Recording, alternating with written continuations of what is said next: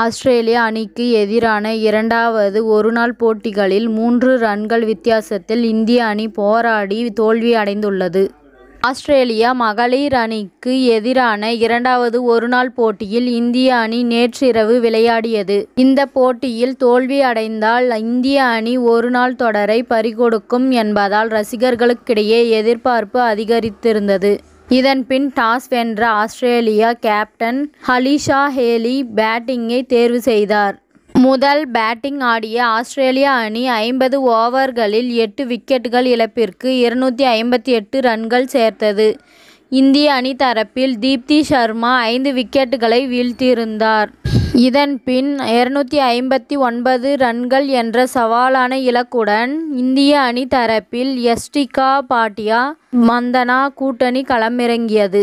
முதல் விக்கெட்டுக்கு 37 ரன்கள் சேர்க்கப்பட்ட நிலையில் யஷ்டிகா 14 ரன்களில் ஆட்டமிழந்து வெளியேறினார். இதன்பின் ரிச்சா கோஷ் ஸ்மிருதி மந்தனா கூட்டணி இணைந்து இந்திய அணியின் ஸ்கோரை உயர்த்தியது. சிறப்பாக ஆடிய ஸ்மிருதி மந்தனா திடீரென 34 ரன்கள் எடுத்திருந்த போது கிங் வீசிய பந்தில் ஆட்டமிழந்து வெளியேறினார். இதனால் இந்திய அணி 71 ரன்களுக்கு 2 விக்கெட்டுகளை இழந்து தடுமாறியது. இதன்பின் ரிச்சா கோஷ் ஜெமிமா ரோட்ரிக்ஸ் கூட்டணி இணைந்து ஆஸ்திரேலியா பவுலர்களை பொளந்து கட்டியது. சிறப்பாக ஆடிய ரிச்சா கோஷ் அரை சதம் அடித்து அசத்தினார்.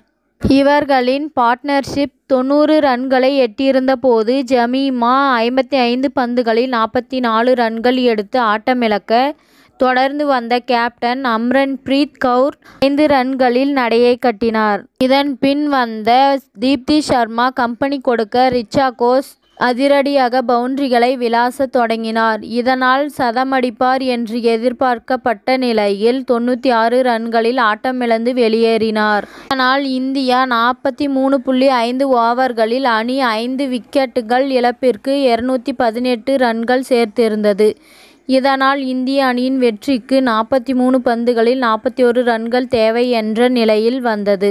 ஆனால் பின்னர் வந்த வீராங்கனைகளில் அமன்ஜோத் கவுர் 4 ரன்களிலும், பூஜா வஸ்தரேகர் 8 ரன்களிலும், அர்லின் டியோல் 1 ரன்னிலும் ஆட்டமிழக்க இந்திய அணி 49 ஓவர்களில் 8 விக்கெட்டுகள் இழப்பிற்கு 243 ரன்கள் சேர்த்திருந்தது.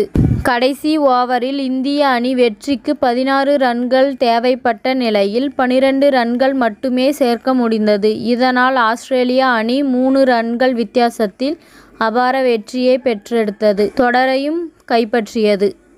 இத்துடன் இந்த செய்தி முடிவடைகிறது. நன்றி, வணக்கம். மீண்டும் அடுத்த வீடியோவில் சந்திப்போம்.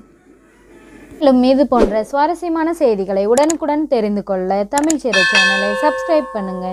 பெல் ஐகானை கிளிக் பண்ணுங்க.